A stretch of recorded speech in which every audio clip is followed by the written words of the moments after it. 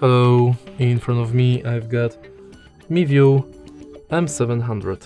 In this video I'll show you how to check firmware version and firmware update. Firstly, to check firmware version, make sure that the camera is connected with app and go to Info. Here is your firmware version. To check firmware update, turn off the camera because we need internet connection.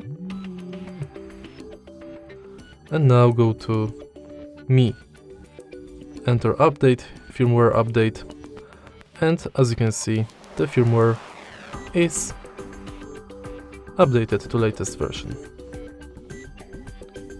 If you find this video helpful, please leave like, comment and subscribe.